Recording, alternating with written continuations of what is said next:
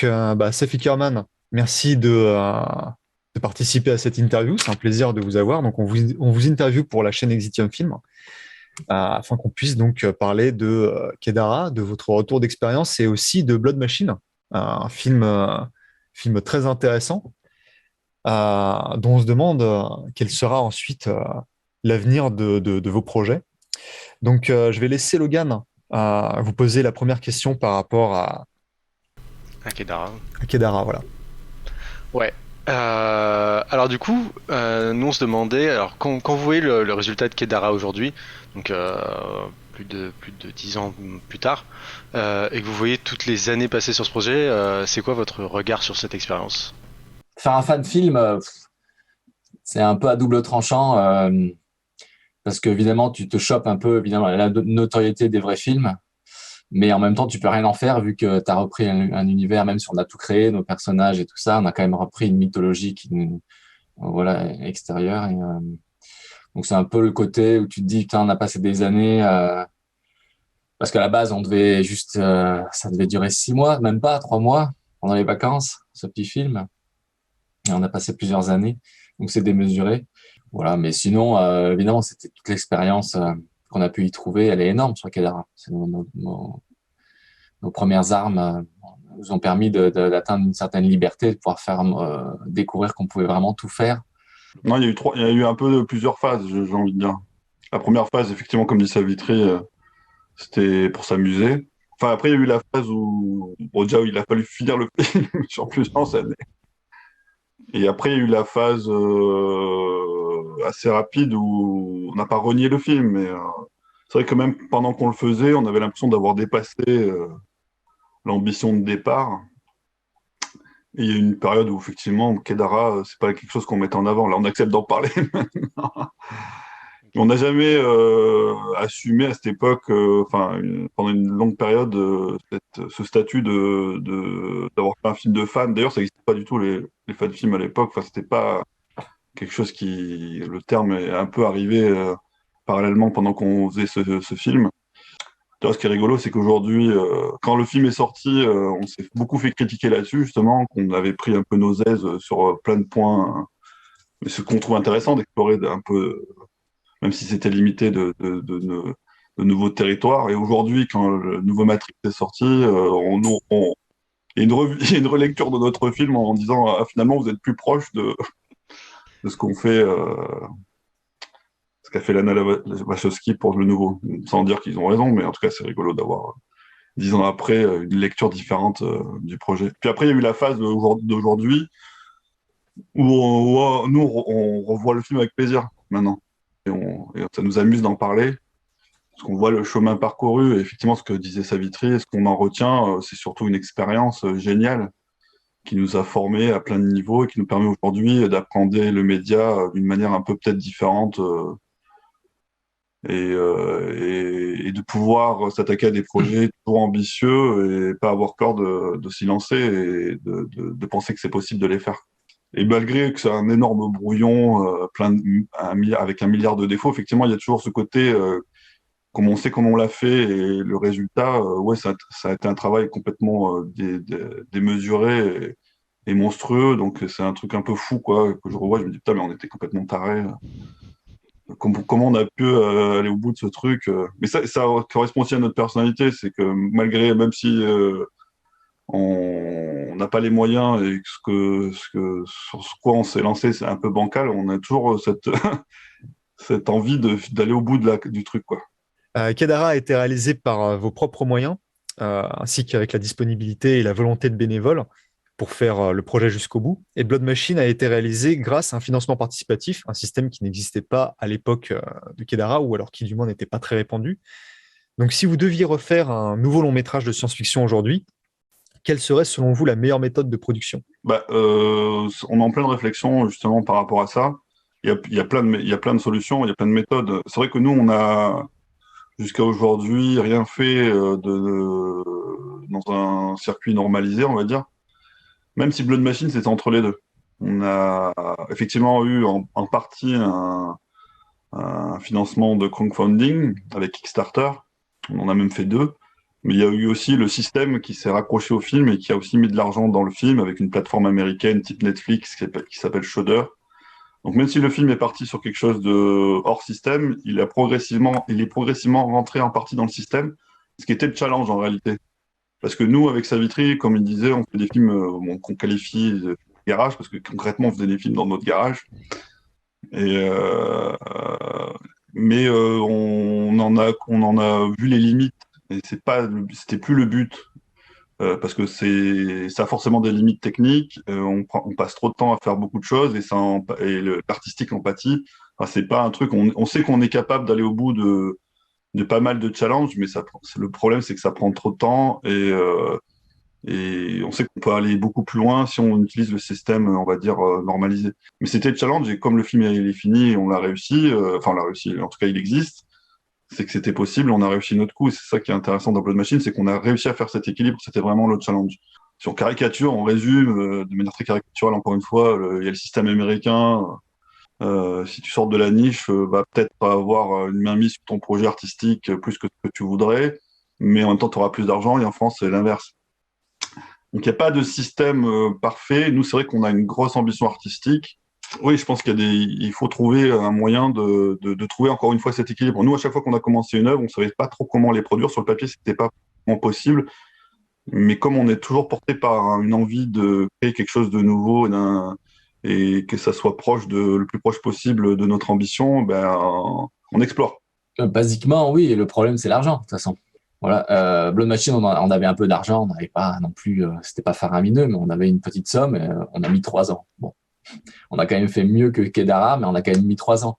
C'est tout, en fait, la meilleure école pour faire du cinéma, évidemment, on dit toujours, faut faire des films, c'est ce qu'on a fait. Mais en fait, financer ton film, le faire exister à travers le monde, qu'il soit distribué, je trouve que ça fait partie de la vie du film et en fait, c'est tout un pan que nous, on a un peu laissé de côté parce qu'on était vraiment focus sur le côté artistique et la production, bon, ben, on la faisait à l'arrache en demandant beaucoup à nous-mêmes et aux autres. Mais à un moment, ça marche plus, en effet. Et donc, ça fait partie du talent, je trouve, d'arriver à convaincre les gens de produire ton film.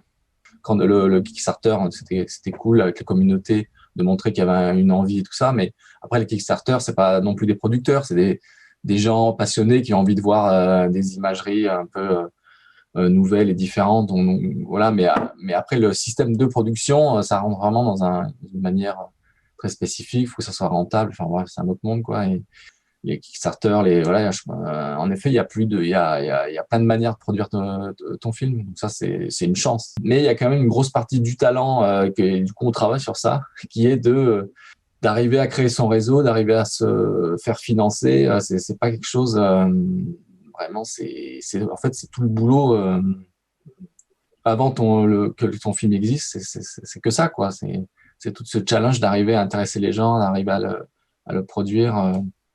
Donc tout se joue là. Tout dépend du projet que tu veux faire. Je pense pas, en tout cas pour les projets les plus personnels que nous avons sous le bras, qu'ils se feront dans un truc complètement classique, sauf exception. C'est possible, hein. Mais en tout cas, on réfléchit à les produire différemment, ça c'est sûr.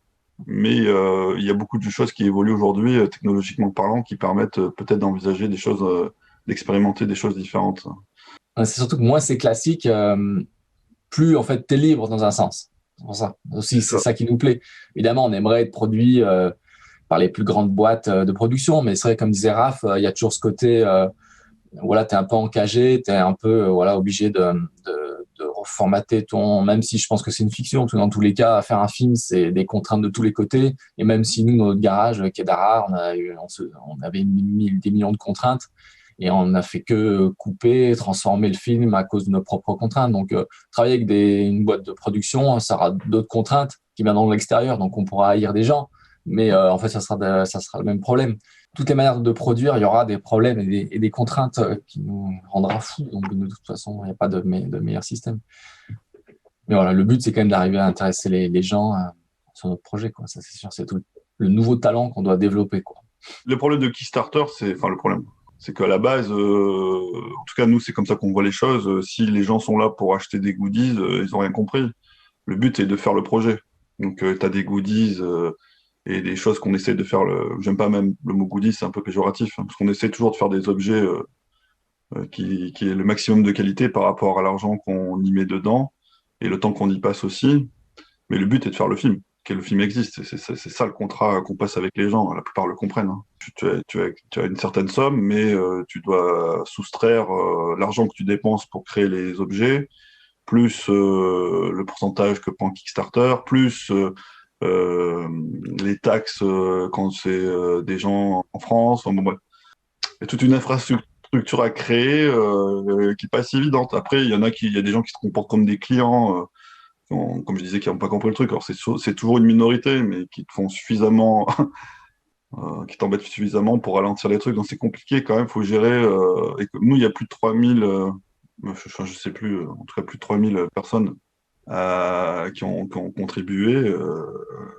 Donc, il faut être à la hauteur de ça. Donc, ça demande beaucoup. On se rend pas compte tant qu'on l'a pas fait, en fait. Et donc, quand tu fais un film de cinéma, surtout qui sort des sentiers battus, il faut toujours rassurer, tout le temps rassurer tout le monde. Dès qu'il y a un centime qui est mis dans le film, il faut rassurer les gens.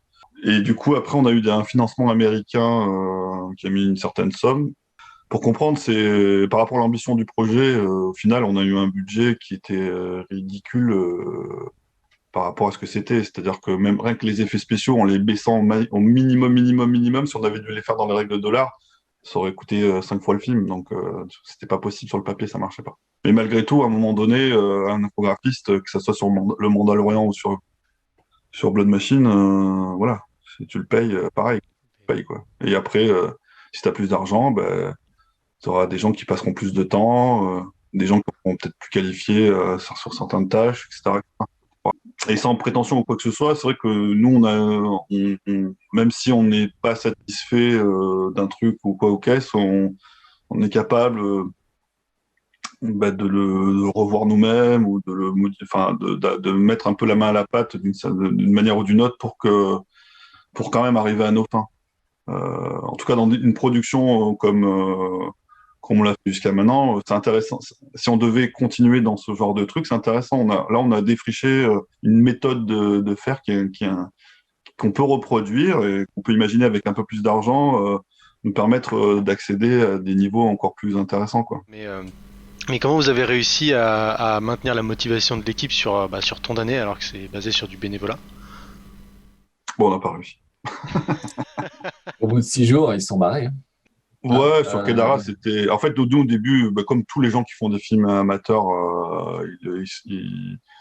qui ont un peu d'ambition technique, on va dire, je pense qu'on se confronte tous au même problème. C'est-à-dire qu'au début, bon, tu fais pas forcément appel à des professionnels, t'as pas le réseau, et je pense que ton père peut faire ci, ton voisin peut faire ça. Et les gens, tu arrives à les motiver, et ils trouvent ça amusant pendant une petite période de temps. Puis dès que ça devient sérieux, surtout que nous, on n'a pas les moyens de faire sérieux, mais on fait les choses sérieusement. Et du coup, tu perds tout le monde rapidement, en fait. Et ce qui devient un jeu devient un travail pour tout le monde. Sauf qu'ils sont pas payés, ils connaissent pas le milieu, ils sont pas professionnels, et du coup, tu les perds. Mais après ça, même à un plus haut niveau, c'est la même chose. C'est-à-dire que les gens se révèlent toujours dans la diversité. Donc il y a des gens aussi qui se révèlent être tes alliés et avec qui tu tisses des liens et géniaux, et tu vis une expérience avec eux super, quoi. C'est quand les gens commencent à voir certaines choses qu'ils ont changé aussi d'avis, ils disent ah ouais, on pensait pas que ça donnerait ce genre de résultat, etc. Malgré tout, ça a duré tellement de temps et c'était tellement ambitieux qu'au final, avec Savitri, on a fini tous les deux, hein, pendant des années.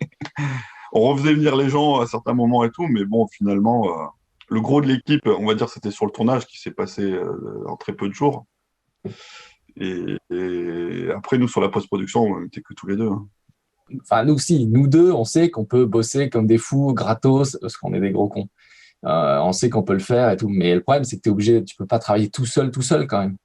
Et donc, dès que tu travailles avec d'autres personnes, les autres personnes, pour leur demander d'être un minimum intéressés à ton projet, alors, ils sont obligés d'être payés. Alors, je suis pas en train de dire que les gens sont cyniques, ils pensent qu'à l'argent, mais c'est normal. Moi, le premier, quand je suis sur le projet de quelqu'un d'autre.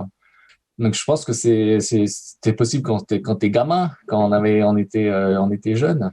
C'est la première matinée de tournage, ça se passe bien, et après, ça dégringole. Non, mais je pense que Kedara, c'était une expérience exceptionnelle qu'on ne revivra plus jamais, mais qu'on ne veut plus revivre parce que ça n'a pas d'intérêt. Mais effectivement, je pense que émotionnellement, le tournage de Kedara, c'était fou, hein. Mais émotionnellement, c'était, comme je le dis souvent, le making-of effectivement est plus intéressant que le film, mais l'expérience était est beaucoup plus forte que le film lui-même. On s'est bien débrouillé sur Blood Machine parce qu'on a trouvé les bonnes personnes, mais nous, là, on a trouvé le bon truc, on a réussi à faire ça dans un studio en dehors de Paris, les studios Lamy qui nous ont permis parce qu'on s'est très bien entendu, c'est un ami et tout ça, etc. Enfin, de pouvoir. Lui, c'est un studio qu'il a construit. En plus, il a un peu la même connerie que nous. C'était des anciennes usines d'endives qu'il a reconfigurées en studio de cinéma et qui sont super maintenant, de mieux en mieux d'ailleurs.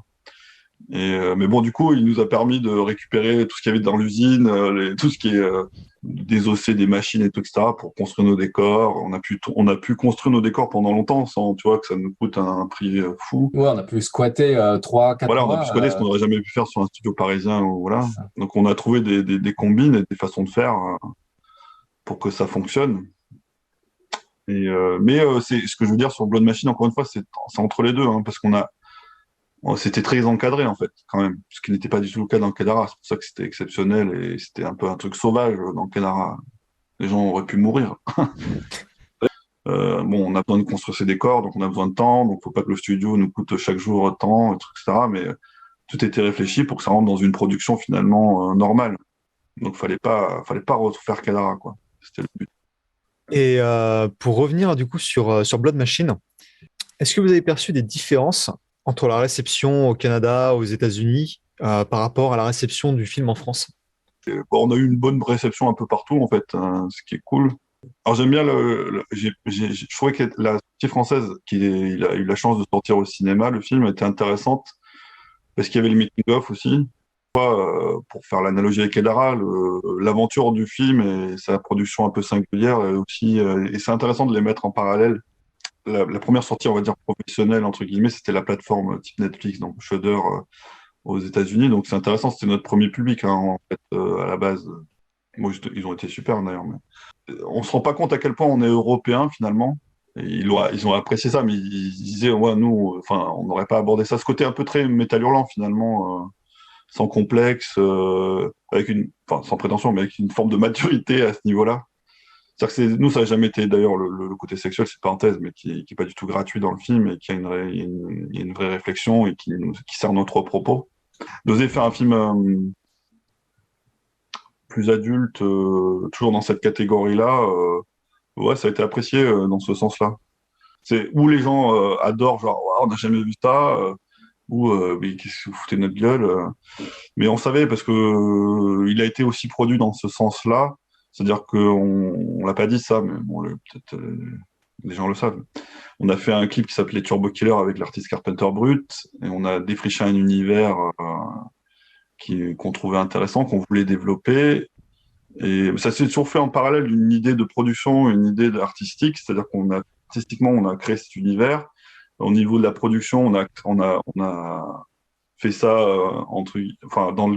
ouais, c'était plus de trois quarts garage, trois quarts plus garage. Et on s'est dit bon, mais c'est bon. Enfin, on a une communauté qu'on a un peu développée. Il y avait aussi la communauté de Carpenter Brut et tout ça. On s'est dit tiens, si on faisait ça puissance 1000 en faisant Blood Machine. Et est-ce que ça serait possible de réunir un public et des financements dans ce sens-là? C'est pour ça qu'on a fait le Kickstarter, ça allait dans cette dynamique-là. Et donc on savait qu'on allait perdre beaucoup de gens dans le voyage, mais aussi qu'on allait susciter un intérêt de certains très fort. Par rapport à certains projets, on va dire que peut-être qu'on n'avait pas la plus grande communauté, mais elle était hardcore, quoi. Donc, Elle était quand même présente et vous a soutenu. Voilà, c'est ça. Et ça, c'est intéressant. Mais du coup, ça, c'est sur le final, c'est-à-dire que le film, il a pas une mauvaise note, mais entre les gens qui mettent 20 sur 20 et ceux qui mettent 0, ouais, les avis sont très forcément, ça tranchés, diminue le truc, mais voilà, ça tranche, quoi. Alors, je voudrais juste faire une petite parenthèse. Est-ce que vous connaissez Corridor Digital? C'est une chaîne YouTube américaine qui faisait à la base du court-métrage plutôt à titre titre de divertissement sur YouTube. Et plus récemment, en fait, ils font surtout des debunks d'effets spéciaux où ils analysent, comme par exemple les effets Ah spéciaux dans oui, oui, certains oui, films. oui. Ils ont parlé de notre film, c'est ça? Ils ont parlé de votre film, ouais. Ouais, oui, Je me oui, on souviens de l'a la vu. façon dont ils l'avaient présenté. Ils ont dit, c'est un film de science-fiction, mais c'est français, donc ça va être bizarre. Qu'est-ce que vous Oui, en oui, je me pensez, vous? souviens d'un truc comme ça. Et ouais, en effet. Je vois, Ouais. Bah j'avais oui, pas c'est le nom ça. en Il y tête, a ce mais côté. oui, c'est les mecs qui décortiquent tous les effets, c'est les effets pourris, les bons, et puis ils analysent un peu tout. Non, ouais, ils avaient été sympas avec nous, je crois, il me semble. Donc maintenant, j'ai une question. Est-ce que vous avez vu le dernier Matrix et qu'est-ce que vous en avez pensé si vous l'avez vu? C'est ça la question piège. Tu l'as vu, toi, Savitri? Je suis même pas sûr. On n'est pas des fans de Matrix. Oui, bah oui, je suis allé voir. On peut Et ben, comprendre. je comprends qu'ils se fassent taper sur les doigts et que personne n'aime. J'aime bien l'idée. Après, factuellement, c'est un peu moins évident, mais j'aime bien comment elle a voulu quand même proposer autre chose, mais ça reste quand même Matrix. Voilà, mais c'est peut-être un peu trop philo et un peu moins cinématographique. C'est pour ça que les gens s'attendaient peut-être à un peu plus un côté voilà retrouvé. Mais bon, je pense qu'elle s'en foutait. Elle voulait pas qu'on retrouve le Matrix dans le temps. Elle les a laissés où ils étaient et on s'en sait très bien. 4. Ouais, c'est compliqué parce qu'il est. Enfin, moi, je vois une similitude entre ce Matrix 4, le dernier film Ghostbusters et Star Wars 7. Enfin, qui sont un peu des. Déjà, c'est des films qui viennent longtemps après des franchises qui ont marqué le cinéma, on va dire. Et à chaque fois, on retrouve une structure finalement, malgré qu'ils essayent de masquer les choses, qui reproduisent les structures des films originaux, mais avec des boursouflures, quelque chose de moins cohérent, de moins spontané, une recette qui fonctionne pas, avec toujours des acteurs qui ont vieilli, qui en mettent, voilà, pour faire plaisir aux fans, mais en même temps qui sont en second plan, voire qu'on supprime carrément dans les films et des nouvelles générations jeunes qui sont là pour prendre le relais. C'est très mis en avant qu'elle avait perdu ses parents et que du coup, elle a voulu retrouver à travers Matrix l'idée de refaire venir les héros qu'on avait tous aimés, de les faire revivre une dernière fois à l'écran. Est-ce que ça a vraiment un intérêt dans l'univers de Matrix ou pas, etc. Mais du coup, il y a une forme de sincérité étrange dans le film que j'ai pas du tout retrouvé dans Ghostbusters ou dans Star Wars 7. Donc je le mettrai pas aux toilettes comme certains l'ont fait. Je sais pas, j'ai pas un avis arrêté là-dessus. Alors il y a un truc méta avec nous, on pourrait dire parce qu'avant ils étaient deux, là il y en avait plus, il y a plus qu'une partie du cerveau qui a fait le film. Donc, c'est peut-être ça aussi qui décale complètement le truc et qui fait que voilà, si on continuait chacun de notre côté, il se passerait des choses différentes, sûrement, bien évidemment. D'accord. Ouais, vous en avez pensé quoi, vous? Euh, Personnellement, je ne suis pas allé le voir. Et ben, moi non Pourtant, plus. j'aime beaucoup la saga de Matrix, mais j'étais tellement mitigé et occupé, en fait, je suis pas allé le voir. Ouais, moi non plus. Alors on vous a Exactement la même convaincu. chose. Ouais. Bah, tout le monde avait le même avis que vous, mais je pense que globalement, il en ressort il n'égale pas l'aura du premier. Donc, c'est peut-être. Bah, Non, mais le c'est premier impossible. s'est fait à une période, il avait une philosophie, techniquement, tout ce qu'il amenait. Ils ont aligné les planètes, quoi. Je pense ils ont jamais réussi à réaligner les planètes comme ça. Et il y a toujours une tentative d'essayer quelque chose. Alors, ça, c'est louable en tout cas. Ouais, il y a toujours la recherche d'une certaine inventivité, Ouais, alors que ce soit après, dans ils Matrix, se Speed plantent, ils sont pas Racer. à la hauteur de ça, mais la démarche est déjà louable. Concernant l'avenir des films de science-fiction, voire le film de genre globalement en France, qu'est-ce que vous spéculez pour l'avenir de ces catégories de films, en fait? Pour la science-fiction, le film de genre, comment est-ce que vous pensez que la réception de ces films va se faire à l'avenir dans notre beau pays? Bah, moi, je pense que faut pas penser comme ça. Non, je trouve que c'est une erreur de toujours catégoriser les films en réalité. Les plus grands films de science-fiction, comme Blade Runner par exemple, c'est à la fois des films, un film noir, un film donc, avec tout ce que ça véhicule, d'esthétisme, de narration, côté enquête, et en même temps il y a le côté du coup tout le monde purement science-fiction avec une réflexion sur la technologie qui évolue tout ça. Donc, mais on réfléchit jamais en ces termes en fait.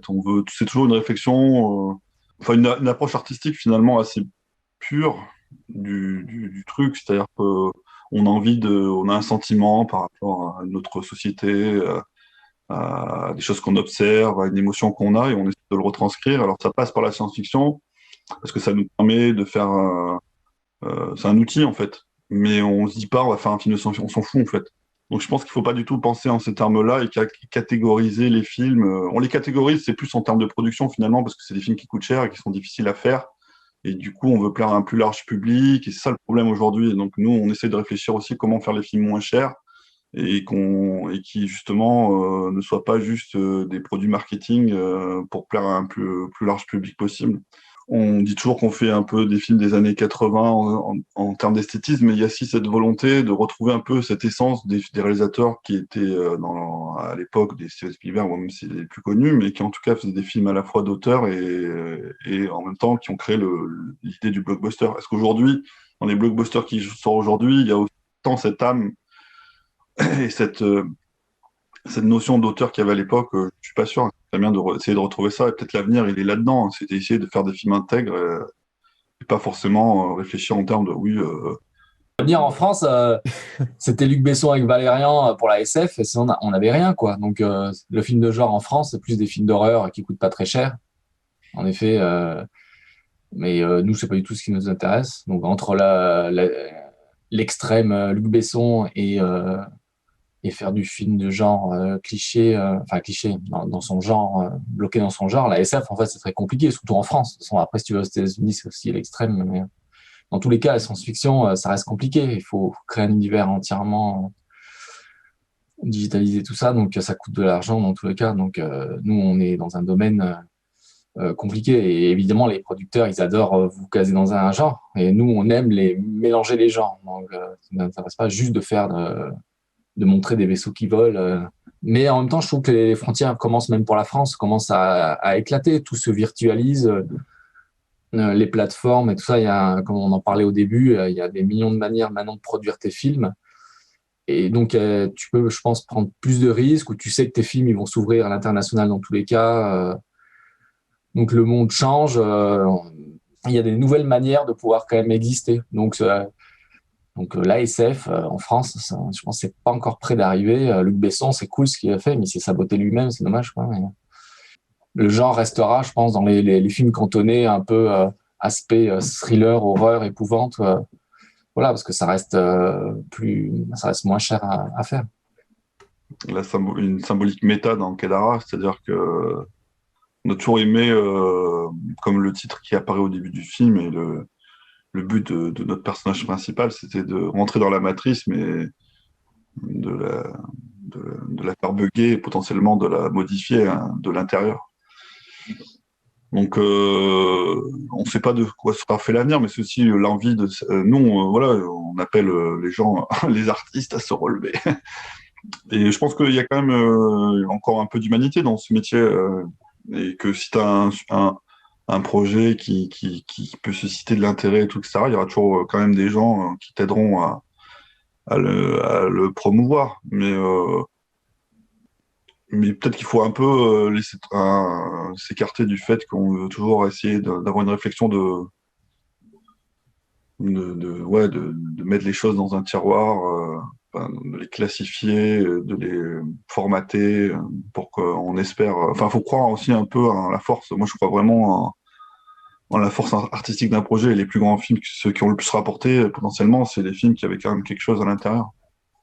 Nous, on n'est pas, je pense qu'on n'est pas les meilleurs pour avoir une vision de l'avenir. On essaie toujours en tout cas, d'imposer d'une certaine manière nos projets dans le paysage cinématographique, alors à très petit niveau, hein. Et on reste encore une fois dans une niche, mais si on peut arriver à sortir de ça et d'influencer peut-être d'autres, tout ça, etc., très bien. Donc, on reste quand même, pas nous particulièrement, mais les acteurs de l'avenir. Donc, à nous aussi de faire que les choses évoluent. Et le simple fait en tout cas, nous, on est très fiers de ça, que Blood Machine existe. Voilà, qu'on aime ou on n'aime pas, on nous renvoie quand même on nous remercie d'une certaine façon, enfin, de sa singularité, et qu'un truc aussi singulier existe le simple fait qu'il existe, c'est cool, quoi. Et nous, on est très fiers de ça. Vraiment, rien à voir du tout. Mais Vos vacances, pardon. alors peut-être pas à ce point-là, mais c'était comment de bosser avec Carpenter Brut? Je vois pas le rapport. Bah, et cette personne. Bah, Carpenter Brut, il est un peu comme nous, donc c'est difficile. Bah, nous, on recherche toujours des gens qui sont, qui sont nos égaux, enfin, qui ont, dans le sens où ils ont un univers, quelque chose à dire et qui ont une vraie personnalité. Et après, c'est le challenge, c'est est-ce qu'on arrive à communiquer, en fait. Et au début, c'est toujours un peu, faut trouver ses marques. Ça peut être un peu compliqué. Lui, il a des choses à imposer, nous aussi. Et après, lui, il n'avait pas non plus une grande expérience dans la réalisation de musique de film. Il a plus l'habitude, et d'ailleurs, c'est ce qu'il aime, faire des trucs dans son coin. C'est pour ça qu'il est tout seul à composer lui-même enfin tout. Et quand il va il fait des concerts qui sont d'ailleurs géniaux. Il fait appel à des musiciens, mais c'est lui le cerveau de tout, quoi. Et donc travailler avec d'autres personnes. Et du coup, il a fait ça aussi pour avoir une liberté totale. Donc on retrouve un peu la même philosophie que nous, tu vois. Comment arriver à trouver une liberté. Mais une fois qu'on a trouvé ce langage et cette compréhension et qu'on a défriché un peu, voilà, ouais, il y a eu un petit baptême. Mais après, ça s'est calé, et voilà. C'est pas sûr, d'autres projets se feront, mais je pense là, on aurait une maturité qui serait super cool pour faire quelque chose d'encore plus cool, quoi. Donc, ouais, pour répondre à la question, ouais, ça s'est bien passé. Même si c'est nous qui le créons, l'aiguillon, et tout, etc., à un moment donné, le film, c'est quelque chose d'à part entière, comme un enfant qu'on crée. Ok, il a nos gènes et tout ça, mais en fait, c'est quelqu'un d'autonome, de différent. Et une fois que tu as compris que faut lui donner la meilleure éducation, le meilleur machin, mais que chacun qui puisse mettre quelque chose là-dedans et que c'est pas quelque chose qui t'est à toi, qui t'appartient, il a fallu qu'il se détache un peu de ça, Carpenter, justement. Et ben voilà, tout a bien fonctionné. Bon, au début, voilà, quand on a fait Turbo Killer, on s'est calé sur sa musique. Et on a mis nos images, et là c'était l'inverse qui devait se produire. Et comme la production d'un film comme celui-ci, pendant un long moment, c'est des fonds bleus, et enfin, il faut imaginer ce que ça va être au final. Et que comme tout s'est fait à la dernière minute, à chaque fois, fallait passer beaucoup de temps à dire bon, bah là, tu vois, il se passe ça, quoi. Il y a un truc, il y a, il y a un oiseau qui passe à ce moment-là, il faut que tu mettes une cymbale. En tout cas, nous, on savait toujours ce qu'on voulait, on savait toujours en tout cas, ce qui on n'a jamais eu peur de lui dire non, non, ça c'est hors sujet, hein. Non, mais oui, en effet, il n'avait jamais fait. Ça le faisait chier de caler sa musique sur nos images. Enfin, pas parce qu'il n'aimait pas nos images, mais il n'avait pas l'habitude de travailler comme ça, compliqué. Il nous a proposé, il nous a fait autre chose. On voulait une direction, il nous faisait à l'inverse. Et au final, comme disait Raph, voilà, ça a donné l'identité au film. Même nous, on s'y attendait pas. Et donc, c'est ça qui est cool, finalement, parce que c'est un vrai artiste. Il a jamais voulu se renier non plus. Donc, Non, mais ça c'est bien. il a Voilà, voulu faire, enfin, il a voulu, ce que tu voulais dire, ouais, c'est il a ça. fait un truc qui lui plaisait, quoi. C'est hors de question qu'il fasse un truc pour nous faire plaisir mais du coup, c'est chouette parce que ce qu'il a fait, ça lui plaît, c'est lui, quoi. Donc, Ouais, il a gardé son c'est- identité ouais, à ouais. travers le film. Donc, Et je pense que de toute façon, il y a deux façons d'envisager les choses. Ou tu as quelqu'un qui a une vraie identité et qui te livre un truc qui est cool. Bon, alors nous, comme on a une très forte envie de prendre une vision de tout, on essaye de tout aiguiller, tout, etc. En tout cas, de pousser les gens. Avec Open Brut, ça ne devrait pas fonctionner. Mais comme on aimait ce qu'il faisait, tout, etc. Mais quand même, il y a quand même eu ce dialogue qui a permis de faire quelque chose quand même, il l'aurait pas fait lui-même dans un sens. Donc, il a pris quand même sur lui. Mais on était, voilà, on était content qu'il apporte sa personnalité. Ou sinon, il y a la solution où tu es quelqu'un qui n'est que exécutant. Et ça aussi, ça peut être intéressant quand les réalisateurs derrière ont quelque chose à dire. Et ça, c'est plus ce on a expérimenté dans Kedara. Donc la musique, elle est plus expérimentale, on va dire, mais aussi elle a des vrais moments de fulgurance. Enfin, nous, on aime beaucoup certains certaines explorations dans Kidara, parce qu'on était plus acteurs du coup du truc. Et je pense que même si on retravaillait avec Carpenter Brut, aussi par cette expérience-là, je pense qu'on serait beaucoup plus flexible, chacun l'un comme l'autre. Donc ça serait encore un travail différent, et peut-être entre les deux, quoi. Turbo Killer et Blood Machine se passent grossièrement dans le même univers, en termes de direction artistique, notamment avec la présence de Noémie Stevens qu'on retrouve dans les deux projets, qui a quasiment le même rôle. Et on voulait savoir, est-ce que cet univers, il va s'étendre? Pourquoi vous avez de l'argent à mettre? Ah, si on en avait. Non, mais c'est souvent une question qu'on nous pose. Bah, de toute façon, c'est un univers qui est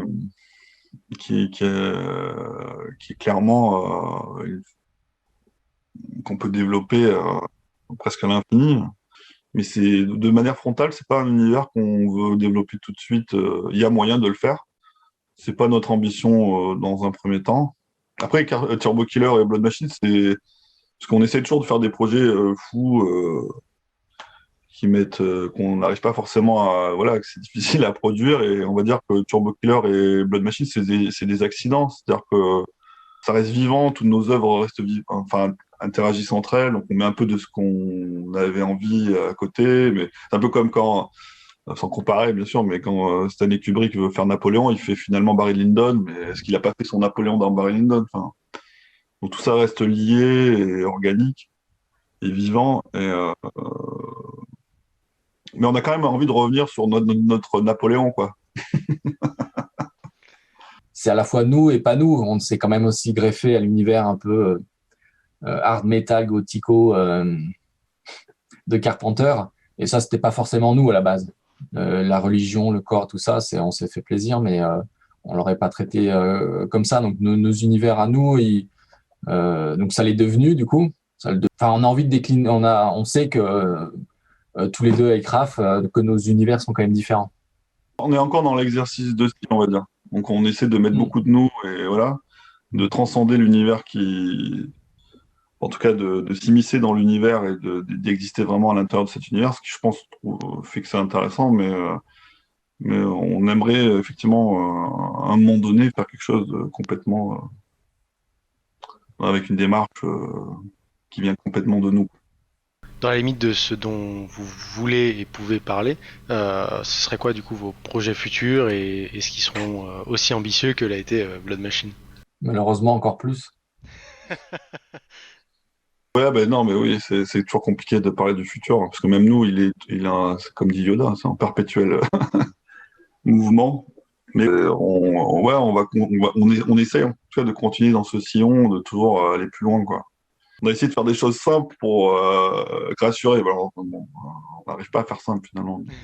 Mais après, c'est un peu le piège et c'est le défaut de ses qualités, on va dire. C'est le fait de proposer aussi. C'est pour ça qu'on continue quand même à essayer de développer des projets ambitieux. C'est que à la fois, c'est impossible à faire, mais en même temps, c'est ce qui attire les gens.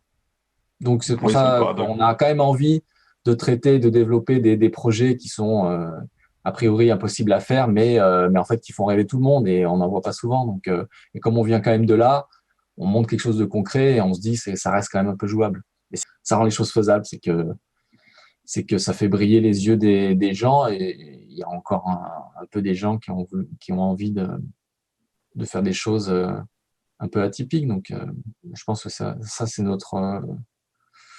peu notre plus-value, c'est de rendre tangible des choses du merveilleux. En tout cas, c'est comme d'habitude. C'est-à-dire qu'on essaie de faire les choses, les choses comme il faut pour que les choses arrivent. Donc, mais bon, c'est notre sauce un peu. Et ça va, oui, c'est assez lent, c'est parce comme tout ce qu'on a fait jusqu'à maintenant, il faut qu'on trouve les bonnes personnes et de créer ces liens, que la base soit très solide pour que après on puisse faire les choses, créer construire notre projet le mieux possible et encore une fois à un niveau supérieur de ce qu'on a fait jusqu'à maintenant. Le but, dès qu'il y aura des choses concrètes, voilà, c'est sûr que vous serez au courant, c'est sûr. Dans Kedara, qu'est-ce qui a fait qu'à un moment c'était plus difficile de sortir du projet que, enfin comment dire, que de le finir. Ah, mais oui, mais on non, s'est jamais dit que ça allait prendre 6 ans. Hein. On s'est jamais dit que ça allait prendre 1 an. À chaque fois, on avait l'impression qu'on allait réussi, quand même. C'est comme ça qu'on s'est rendu compte du temps des choses, mais on s'est jamais dit on va bosser 3 ans dessus et puis on est bon, on est bien. Alors, on était toujours dans l'urgence, H24, on veut finir au plus vite pendant des années, des années. C'était un peu ça le mood. Mais on s'est jamais dit qu'on on se sacrifie des années de notre jeunesse pour faire ce film. Mais non, bon, mais ça, c'est un peu notre. Ouais, c'est vrai que beaucoup de gens auraient lâché. C'est vrai que nous, c'est un truc en nous qui est similaire à Maurice Vitry. C'est vrai que c'est. Ouais. Mais on se détruit hein, nous-mêmes en faisant ça. Maintenant, on est quand même. On est un peu trop. Ce qui est bien. Ça nous a appris ça, même en termes. Même quand on travaille avec des producteurs. Des fois, on a plus les pieds sur terre que eux. Parce qu'on est un peu traumatisé de ça. On sait le temps et le prix des choses. Ce que ça coûte humainement. Et tout ça. Donc, ça nous a vraiment appris ça, quoi. Et ça nous a, ouais, il fallait le découvrir. On avait besoin d'aller au bout de ce truc. C'est un truc qui est un peu irrationnel, hein, vraiment. On savait qu'on se faisait du mal, mais il fallait qu'on voit la fin du truc, quoi. Même si c'était dépassé, même si on savait qu'on faisait qu'un film de fan, etc. Oui, puis on est pris au piège, On a voulu quoi. aller au bout. 6 mois, on va pas jeter 6 mois de boulot. Puis au bout de 3 ans, on va pas jeter 3 ans de boulot, les gars. Bon. Puis au bout de 6 ans, Un cercle on va vicieux. pas jeter 6 ans de boulot. On est obligé de terminer. On s'est pas dit, il nous reste 2 ans de boulot. Et il y a aussi il y a eu aussi la découverte des techniques et de la manière de faire les choses. Même les choses ont évolué techniquement autour de nous. Ne serait-ce que au début, il y avait des problèmes de disques durs et après, les prix des disques ont baissé en même temps qu'on faisait le film. Et ça nous a permis de stocker ce qu'on avait besoin, et tout, etc. Donc la technologie à notre niveau a été accessible de plus en plus et de manière plus simple, des logiciels, etc. Et même on a refait des choses avec des techniques différentes parce que on avait évolué nous-mêmes. Donc ouais, il y a vraiment ce truc d'apprentissage qui s'est fait au fur et à mesure du temps. Et si on avait fait le film comme avec les qualifications qu'on avait, enfin les, euh, les avec Les savoir ambitions de qu'on départ. avait au départ, il serait minable le film. On revoit des trucs, même des premiers plans qu'on a fait et tout, c'était une blague, quoi. Est-ce que vous vous qualifieriez de ceinture noire de la rotoscopie maintenant? Ah oui, oui, c'est sûr. Ah, ça oui, Ça, franchement, quand je vois une des trucs roto pendant des ratée, années. ça me rend ouf. Non, mais on en a refait sur Blood Machine, ça, on était Ouais, juré de. c'est ce que j'ai vu voir, c'est ce que j'ai cru voir, ouais. Ah Ah ouais, oui, parce que mais la roto, c'est la clé pour un bel effet spécial. mais on a- il y a- Maintenant, les plus grandes boîtes, elles se font même plus chier à faire de l'incruste fond vert et tout. On voit les MPC et autres grosses boîtes qui travaillent sur des gros films. Tout se joue à la roto parce que en fait, c'est là où tu as la meilleure Bien homogénéité vendu. de lumière et tout ça. T'es pas handicapé par devoir éclairer un fond vert, machin et tout ça. Et donc Bah, il c'est y a vrai. plusieurs personnes Et qui du nous ont coup, aidés, nous, mais encore une fois, on s'en est retapé encore. non, mais comme sur Kedara, comme on a voulu tout refaire, c'est vrai qu'on a isolé tous nos personnages et tout ça. Et alors, à la fois, c'était horrible à faire, mais en même temps, ça a permis de. On aurait voulu l'intellectualiser dès le début du tournage. On se serait dit, bon, bah, quoi, on va mettre un fond vert et tout. Mais en fait, ça aurait été 10 fois plus moche. Alors que là, nos personnages étaient directement intégrés dans l'ambiance, quoi. Un peu la même logique. C'est pour ça qu'on a cette vision un peu pragmatique sur le tournage. On peut avancer vite. Enfin, les effets spéciaux nous font pas du tout peur. C'est très préparé. Et on sait que de toute façon, on s'en sortira ou sur le moment, on peut faire les meilleurs choix. On est nos propres superviseurs effets spéciaux. On gagne du temps à tous les tableaux. Et sur le tournage et en post-production après, et tout ça. Donc, mais là, sur la machine, c'était un an de préparation quand même. Vous aviez dit lors de plusieurs interviews que vous, ce qui vous importait, c'était de faire les films que vous vouliez voir à l'écran. Et en voyant le résultat de Blood Machine, est-ce que vous avez eu la sensation que c'était le film que vous aviez prévu de faire, que c'était le film que vous vouliez voir à l'écran? Est-ce que vous, en tant Ah que oui, spectateur, objectivement, quand vous regardez votre film, vous vous dites, c'est un film qui me plaît? oui et non. C'est-à-dire que nous, bon, Parce nous qu'on est français. on est les pires spectateurs. Bon, tous les réalisateurs vous diront ça, mais bon, nous, on est vraiment très, très, très, très, très, très exigeants et donc on peut pas être satisfait. Non, mais quand même, effectivement, il est quand même maîtrisé le film dans le sens où déjà on avait fait une animatique du film, ce qui est un luxe. Donc tout le film il existe en 3D avec des personnages. On s'était même amusé à faire redoubler ça faisait comme un dessin animé. On avait fait une banque de données, on avait pris des films, on savait que les gens avec qui on allait travailler seraient ou des Anglais, Américains ou Français. Et du coup, on avait pris des voix, on a fait une banque de données de voix suédoises, ça ressemblait un peu à de l'anglais, mais je savais que les gens ne comprendraient pas. Et après, on mettait les sous-titres. Du coup, il y avait une banque de données avec des intentions, genre méchant, enfin, avec des intentions douces, etc. Et à chaque fois, on mettait les sous-titres de ce qu'il disait. Du coup, ça faisait comme si tu regardais un dessin animé en langue étrangère que tu comprends pas, mais tu as les sous-titres. Et du coup, tu voyais ça vraiment comme un dessin animé. Donc, on avait le film qu'on montrait déjà avant de le faire. Donc ça, c'était le luxe de pouvoir faire ça. Et au final, le film ressemble à ça. Comme dans Kedara, il y avait l'idée que, bon, même si nous, on s'amusait à noter nos plans, genre en termes techniques. Bon, il y a beaucoup de plans dans le Kedara le niveau de notre niveau de l'époque, on mettait 10 sur 20. Mais là, dans Blood Machine, il y a beaucoup de 10 sur 20, mais on essaie toujours d'avoir la moyenne. Et nous, on a toujours réussi à garder un minimum ce qu'on avait en tête. Et donc, voilà, ça fonctionne un minimum. Oui, c'est 10 sur 20, mais en fait, je trouve que l'important, c'est d'avoir une œuvre un peu cohérente. Et je trouve que dans l'univers dans lequel on a traité Blood Machine, les effets sont cohérents avec l'univers et c'est pas une question d'être plus ou moins bien fait ou réaliste. Ou je trouve qu'il y a un univers cohérent qui marche dans Blood Machine qui fait que ça fonctionne bien. Mais moi, les défauts que je vois dans Blood Machine, ils y étaient déjà dès le début. Enfin, je veux dire, par rapport à tout un tas de contraintes. Et donc, ils sont pas apparus à la fin. C'est les mêmes que je voyais au début, donc par rapport à nos limites diverses et variées. Et c'est pour ça qu'on a pris du temps, c'est que si ça marchait pas, on le faisait pas, quoi. Donc, et moi, je prends plaisir à... Bon, ça fait longtemps que je l'ai pas vu, mais si je prends pas plaisir à voir mon propre film, pourquoi est-ce que je le montrerais aux gens? C'est absurde, quoi. Donc, non, il faut que ça nous C'est vrai qu'on est plaise. les premiers spectateurs, en tout cas. Mais oui, c'est clair. Après, on connaît évidemment toutes les contraintes et tout ça, mais si à un moment on n'arrive pas à le voir comme un film, et donc au début on l'a beaucoup vu parce qu'il a beaucoup tourné dans les festivals, et franchement de le voir en grand écran avec un bon son, bon des fois c'était un petit écran avec un son pourri, mais quand les conditions étaient réunies, franchement c'était cool, quoi. Donc, c'était hors de question de faire une concession sur un truc pourri où on a réussi quand même à tenir un cap. Donc après c'est parce on n'avait pas beaucoup d'argent. Que tous les gens nous faisaient confiance quand même. Hein. En fait, personne nous a fait chier. Évidemment, le problème, c'est l'argent. Mais en fait, tout le monde était dans le même élan. Les contraintes, on les connaissait. On est limité en argent. Mais du coup, on a quand même un peu pris de temps. On a imposé aux gens que ça prenne du temps quand même. Mais tu peux faire ça en une semaine, en un mois, c'est plié, quoi. Et c'est voilà le résultat que tu veux, quoi. Et donc ça, moi, c'est tout l'enjeu. Tout l'enjeu qu'on avait, c'était de tenir la qualité qu'on avait nous en tête. C'est pour ça ce qu'on fournit là, c'est pas quelque chose de fait sous la contrainte et on en est dégoûté, quoi. On est quand même content de ce qu'on a fait.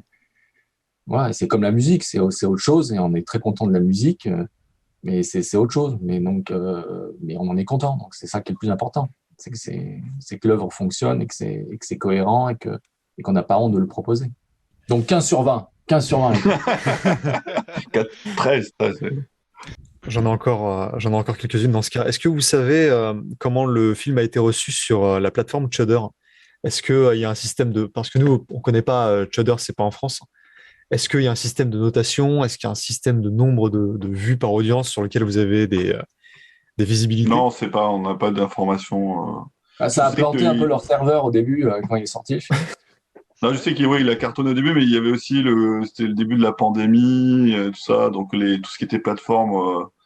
Donc je sais pas, il y a eu un alignement des planètes, mais non, on a beaucoup de retours des gens qui s'abonnent juste pour voir notre film. Je sais qu'il y a une très bonne une réception, mais on ne sait pas les détails. C'est pas des choses en tout cas, on n'a pas cherché à savoir plus, mais c'est toujours un peu flou vis-à-vis de ce genre de données. Non, on n'a pas plus. Par rapport à Shudder, est-ce que vous savez si il va y avoir une nouvelle collaboration avec eux? Est-ce qu'ils ont apprécié de travailler avec vous et s'ils vous font confiance pour un nouveau projet? Non, mais Shudder, en tout cas, ça s'est super bien passé avec eux. On critique les Américains en disant ouais, on va perdre notre liberté, ils vont nous faire chier tout le temps. Au final, après, ils n'ont pas mis une somme démesurée, mais c'était intéressant de travailler avec eux. Après, non, le seul truc qu'on peut leur reprocher, c'est on peut leur envoyer cette petite critique, mais ils le savent. Non, mais c'est pas méchant, mais ils ont voulu, au début, ils ont acheté le film comme une série. Ils voulaient absolument que ce soit une série.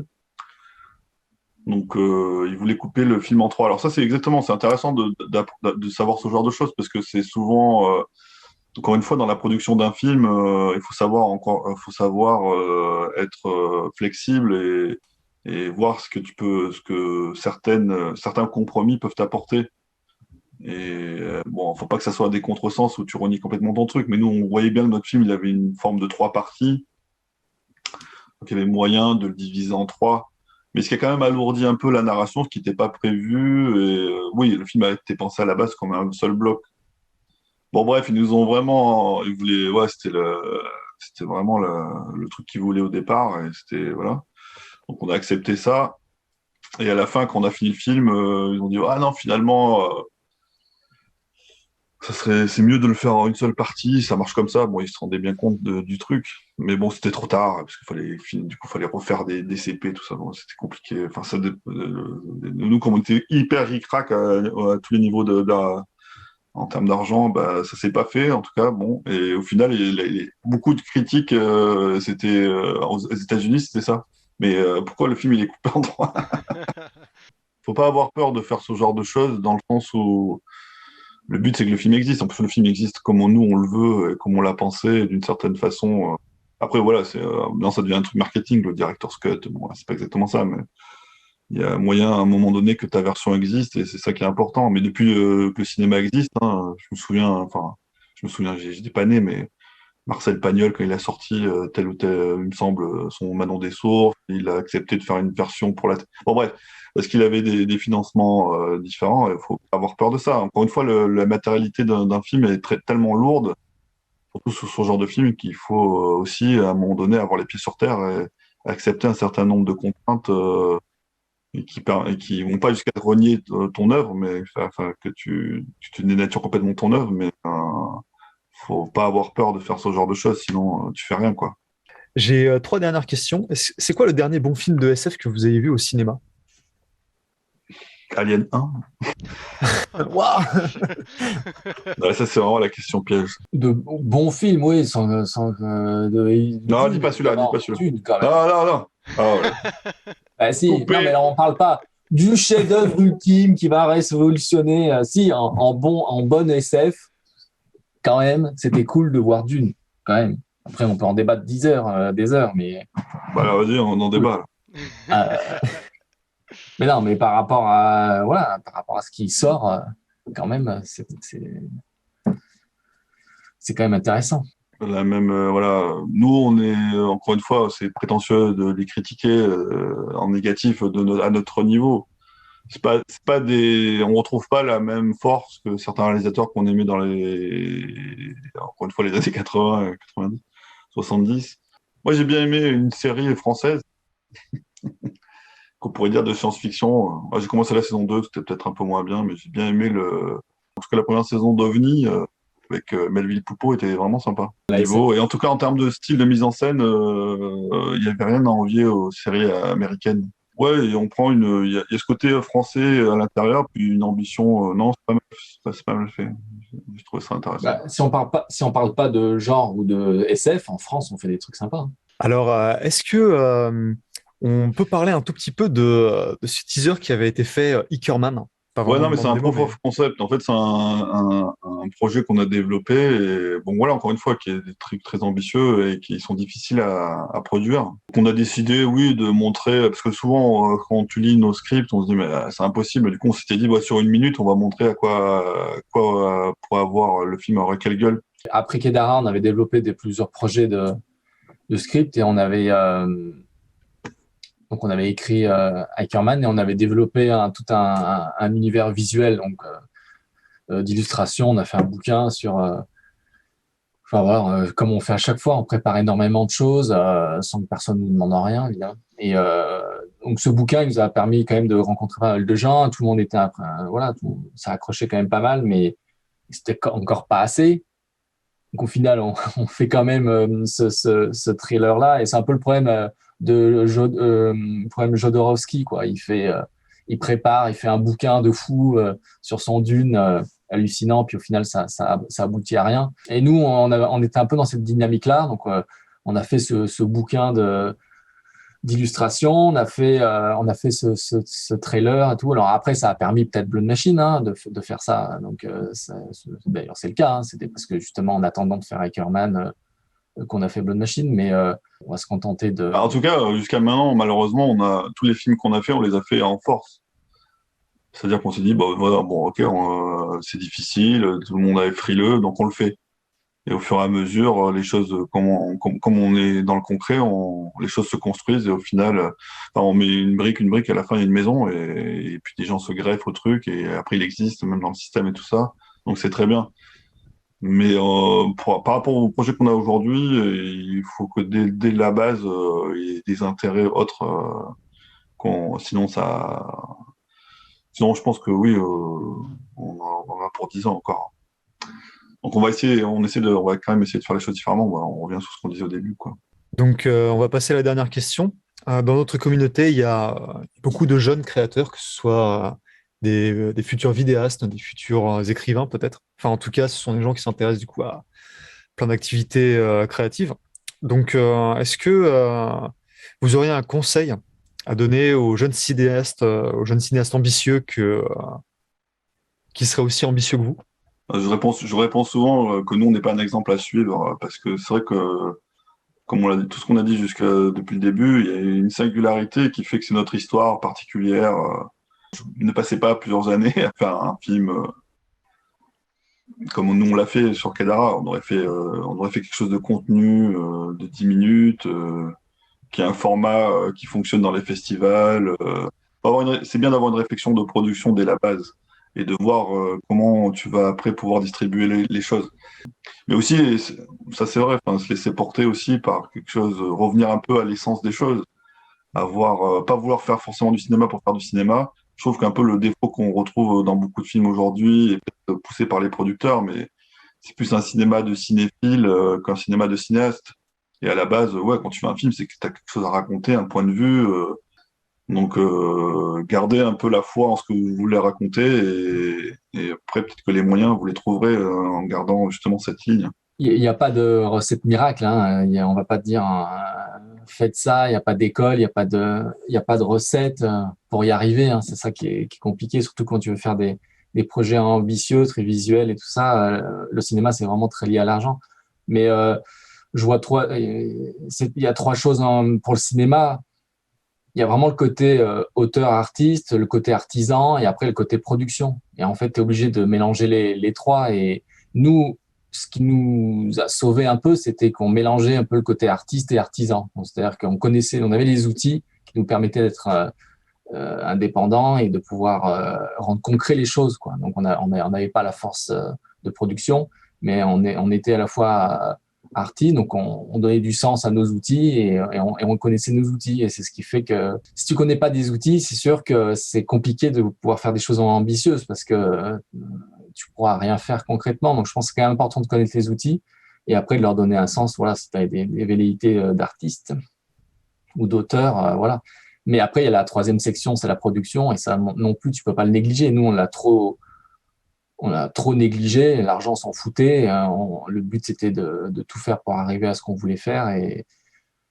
Mais c'est quand même lourd. Donc, effectivement, on ne le conseille pas. Quand Rafi dit « ne suivez pas nos exemples », mais c'est plus parce qu'on a trop longtemps évincé le côté argent. Et en fait, ça fait partie du talent d'arriver à trouver, d'être à la hauteur de tes moyens, enfin d'avoir les moyens de tes ambitions.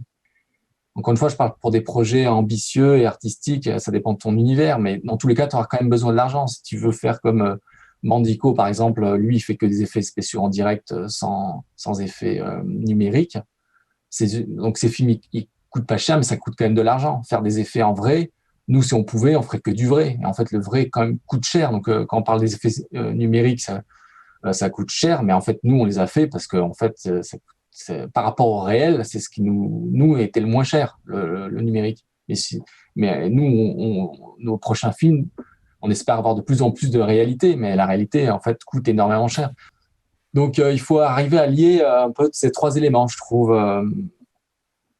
Non, mais c'est pas facile, mais si tu arrives à lier, si tu arrives à trouver t'as assez de talent pour développer ton réseau, arriver à te faire produire, si en plus tu as des choses à dire et que tu as les outils, franchement, c'est gagné. Ça serait la recette un peu, je trouve, idéale.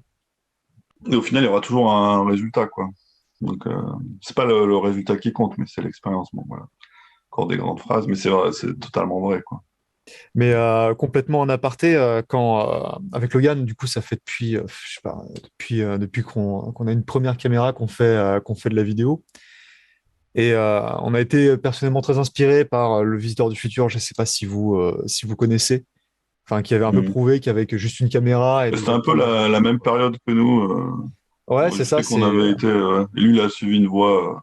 Et enfin, vous, avec Kedara, vous avez, enfin, personnellement, je trouve que vous avez bousculé quelque chose dans la perception de ce qu'on pouvait faire avec le film amateur, au-delà même du fan film. C'est que vous avez, enfin, à mes yeux, prouvé que même sans moyens, même sans une production qui nous suit, avec de la volonté, en fait, c'est capable, enfin, c'est possible de faire un film avec de grandes ambitions. Et enfin, je trouve que vous avez réussi à atteindre une qualité de résultat avec Kedara qui est complètement surréaliste avec les ambitions de départ, quoi. Mais en tout cas, c'est ce qu'on. Et Ouais. c'est toujours le challenge. C'est-à-dire que si aujourd'hui tu veux faire des films comme on veut le faire, c'est des films qui coûtent plus de 100 millions, si tu vois, compare avec.